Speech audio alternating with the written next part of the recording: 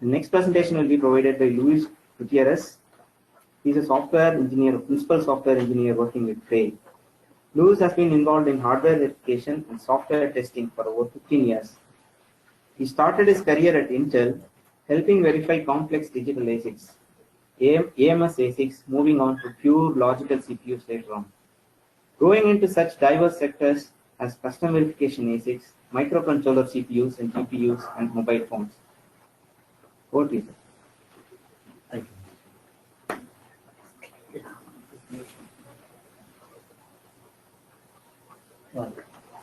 Hello? Hello? Can you hear me? Thank you. Today we talk about what the work we did at Cray. Of course, I'm going to introduce the company for those who don't know who we are. A small company in the world radius. We're about 1,300 employees, about 40,000 business. Cray specializes in the high end of the supercomputer market. It's basically top 100, top 50, one of the top 500. We have a rich history of producing all HPCs in the planet, not selling the most of them, but high performance. No. What we talked about today is about the work we did for co-simulation, how we extend the usefulness of it to interfaces. We were using emulation from Cadence to verify the top level of the system. It was a large machine at the time, and almost fit the whole chip, but we still have to play tricks to make it feel like cutting out on the RTL and the bottom and so on. But we also created a bunch of code vectors called out differences because Cray was producing a switch we could play with it. So instead of having the whole 64 ports, we could just say a 2 or 4 systems. And I had the advantage of 5 faster compilation time, faster emulation time, faster turnaround time. Unfortunately, for our case, it still meant that even if we could partition the emulator, we couldn't have multiple simultaneous users because we rely on a set of fixed hardware interfaces called SpeedBridge, a PCM and Ethernet ports. And that meant that even if we cut down devices, we were limited to one user at a time. So we tried to do something about it. And interfaces also meant that we could not test the most interesting features of the chip because we have some proprietary ports that were not just Ethernet. But we also wanted to do some performance verification. The performance verification is part of the work we did previously for SSD. For those who don't know, SSD stands for Structural Simulation Kit, and it's an event-based simulator developed by the guys at India Labs. It's specific for high-performance computers. You can basically model any component you want on it, like from hard disk to CPU to whatever, or we'll be using to model or switch on it. The main rationale for it was procurement. Is being used as a procurement tool for the big labs in the US, the DL or Fruition, and many more. You basically have to prove that whatever component software in the performance scale. So this simulation is the one usually in HPC. And we will have this model and we wanted to prove that the chip we were building will actually scale. Not just the ideas, but that the RTL will scale to the levels required for the next simulation. So we decided to join the two dots together, and the original plan was quite simple. We would take an SSD simulation with multiple Rosetas, which is the name of our switch in them, or throw many counterpart components on it, and we will replace a single of those nodes, a single of those switch, we will wrap around it, the RTL in it, and run the simulation process. And we will collect the results of what happened with and without the RTL for the whole system and for a particular switch. And by having the same set of visualization tools that we developed for the software side, we could tell if it was actually working or not, or if it was working. So that's what we did. But in order to do that, there were 3 major areas that required attention. And this work has spanned about a couple of years with different phases of it. But roughly speaking, it meant building 2.5 simulators. And say 2.5 because one is SSD and the other one was the accelerated RTL and system C. But the gap between system C and the select gap here is already breaching. I don't problem how to solve that one. And it's used basically using schemifies. System C will play a few tricks on how to capabilities, and then we decided to connect the SSD to share through the use of shared memory. The first bit we attacked was a parallel site, and this is what we look like. We connected directly to the Mac block 5000 PCS, and we just have to implement a bit of a simple block encode on the code that will talk to the Mac and then talk back to system C. On the control path, we basically the same one but the schemified. But in this case, the schemified was talking to a type.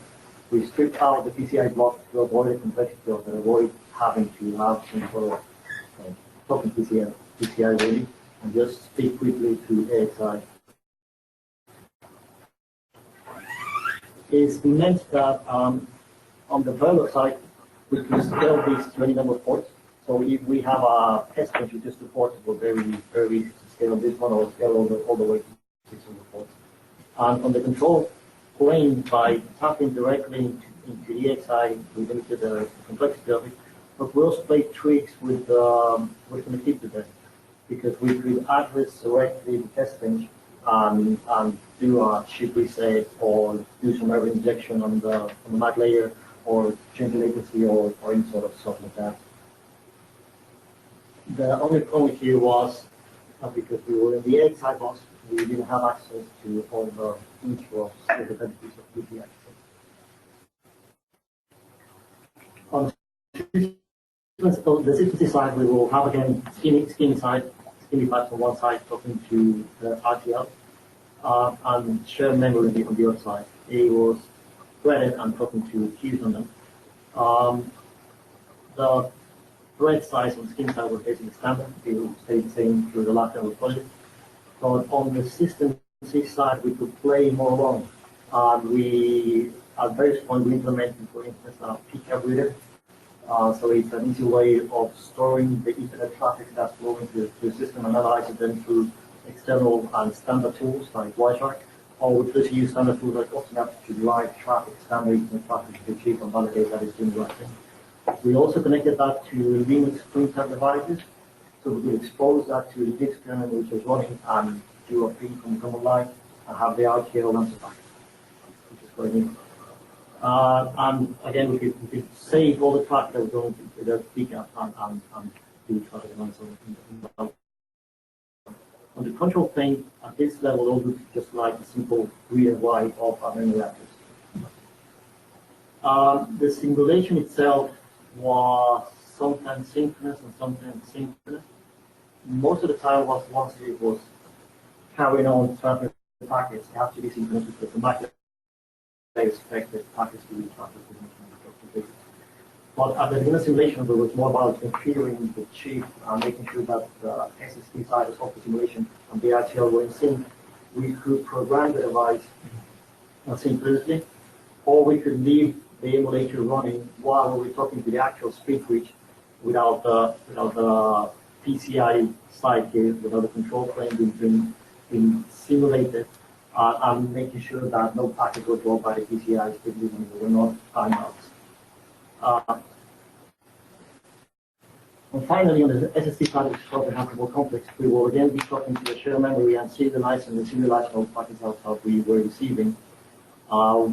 In this case, we had a wrapper around the SSD switch. So from the SSD perspective, it just looked like a normal switch. That they were in, that will go out. And we have to convert that data internal to serialize and pass it around, which shared memory we pass directly into the schemified. Or we have to read the configuration that we have in a high level status, like a simple software variable says yes, your PCS speed is this one, or unfortunately this is the configuration we want to do. Now we translate it to actual CSR writes that will happen at the beginning of the simulation. In the SSD case, we have to have a packet matcher because every packet had metadata that was associated with the software simulation that was used for collecting the results and producing the graph that we can. And that metadata can be restored just from the byte stream. We have to store the packet somewhere in a map uncivilizing them, stick it adding to them, and on the way out, the storage based on that ID. This is roughly what the synchronization look like. It's a simplified version. The packets will arrive through our RX interface. We will put them into a map. Then we will see how many packets we have to transfer on a per basis. Send the metadata about how much time we will be sending them. Pass it around, do the same thing for the same size. Store the packets that we send and pass them to it. That was basically it. The system worked quite well. We were able to fully replan the interfaces. We were able to parallelize all the work we were doing. Sometimes eight people were working simultaneously on the emulator. This speed up considerably what we were doing. It allows us to develop range of tools that allow us to do performance verification, to do logical verification, to speed up the work for driver development, and for those core issues in driver development, in which the intervals were important, and we always have to treat it. So it worked quite well. The features we added to the test bench for research, for instance, so on, and which we didn't have to bring the emulator back and up and down all the time. So that speed up was the advantage. And pretty much the only disadvantage was the direct A-side connection that we have. But again, there was work done for that one, so it wasn't a big one. We still have to invest in developing all this code, writing scheme files, writing implementations, pre-production interfaces. At some point, we even wanted to connect the different interfaces to our King emulator, so we could run the code that's natively on another machine and work for them. Even buy virtual as well. The work was successful. We validated that the idea of the RTL design scheme will scale, and now we are building supercomputer for frontier and expected to be 160 times faster than the next, well, faster than the next one, which we introduced in March. So, yeah, any questions?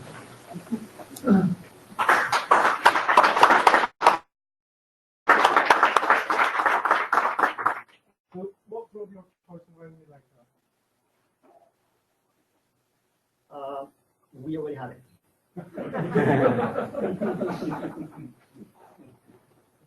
Good answer. Any other questions? Thank you.